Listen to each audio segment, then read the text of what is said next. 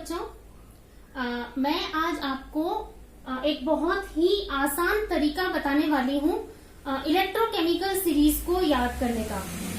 विद्युत रासायनिक जो श्रेणी होती है उसको हम किस तरीके से बहुत आसानी से याद कर पाए, क्योंकि इसके ऊपर हमारे एग्जामिनेशंस में, कॉम्पिटिशन्स में एक तो न्यूमेरिकल आते हैं और एक हमको ये पता लगाना बहुत जरूरी है कि कौन सी धातु, कौन सी जो मेटल है उसकी रिड्यूसिंग पावर कैसी है और उसकी ऑक्सीडाइजिंग की अगर हम बात करें तो वो फिर कैसी उसकी कैपेसिटी होगी। हम इसको दो पार्ट्स में डिवाइड करते हैं। हमें पता है कि एक तो वो धातुएं होती हैं जो कि इजीली ऑक्सीडाइज हो जाती हैं, यानी कि उनकी रिड्यूसिंग पावर ज्यादा है, अपचयन करने की क्षमता ज्यादा है, और एक वो धातु होती है जिनकी ऑक्सीडाइजिंग पावर ज्यादा है, मतलब कि वो अपने जो साथ वाली जो धातु होती है उससे इलेक्ट्रॉन ले लेते हैं, खुद वो रिड्यूस हो जाते हैं, अपचयित हो जाते हैं, और जो अदर धातु है उसको वो ऑक्सीकृत करने की क्षमता रखते हैं।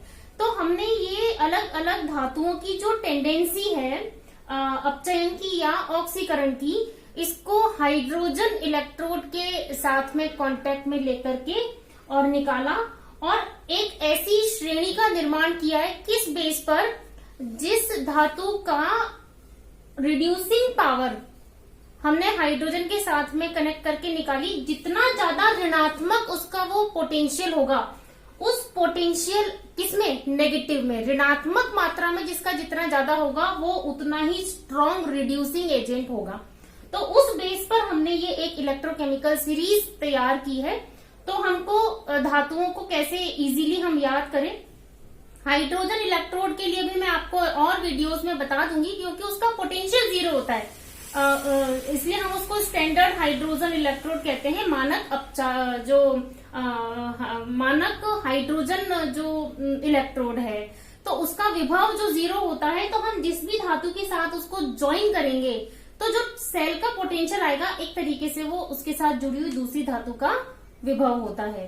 तो हम इनके विभवों के ऋणात्मक मान जैसे जैसे कम होते जाएंगे, मतलब कि ऋणात्मकता में कम होते जाएंगे, लेकिन जीरो की तरफ यानी धनात्मक मानों की तरफ जैसे जैसे बढ़ते जाते हैं, वैसे हमने इनको ये अरेंज किया है।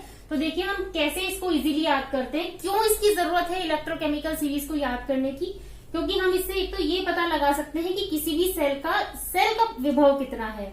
सेल का विभव आपने बेटा बच्चों निकाला हुआ होगा कि हम कैसे निकालते हैं, किसी भी सेल का पोटेंशियल ई सेल जिसको हम कहते हैं, अगर हमें उसको कैलकुलेट करना है तो रिड्यूसिंग पावर की जो क्षमता है उसमें कैथोड का पोटेंशियल और फिर एनोड का पोटेंशियल, इनका जो डिफरेंस होता है वो हम उस सेल की पोटेंशियल को कैलकुलेट करने के लिए फॉर्मूला यूज करते हैं। तो हमें ये जो है इलेक्ट्रोड के पोटेंशियल पता होनी चाहिए रिड्यूसिंग पावर में। तो आप देखिए मैं इसको किस तरीके से आपको बहुत इजीली याद करना बताती हूँ, है ना।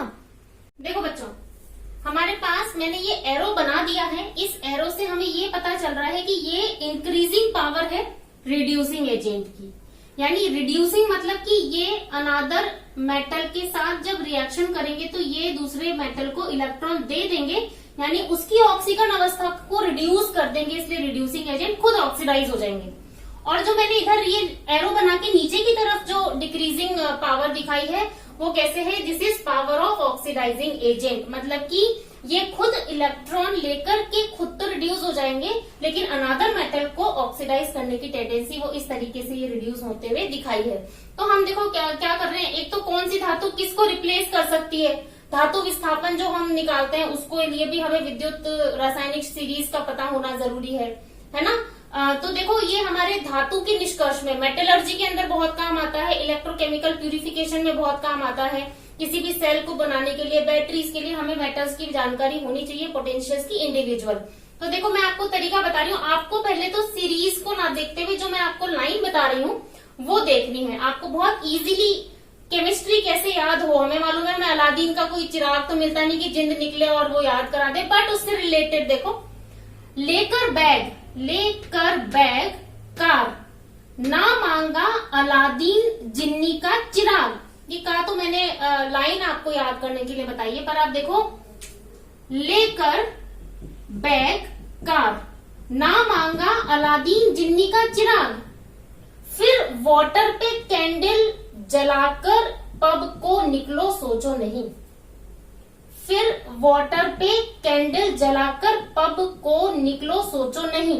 ये लाइन हमें अपने हाइड्रोजन से जस्ट ऊपर जो मेटल्स आते हैं, यानी जिनका 0 से कम है पोटेंशियल, बिकॉज ये जो स्टेनम है इसके जस्ट बाद हाइड्रोजन आ जाएगा जिसका पोटेंशियल 0 है, और फिर 0 आते ही वो हमको पॉजिटिव पोटेंशियल्स वाले मेटल मिलना स्टार्ट हो जाएंगे।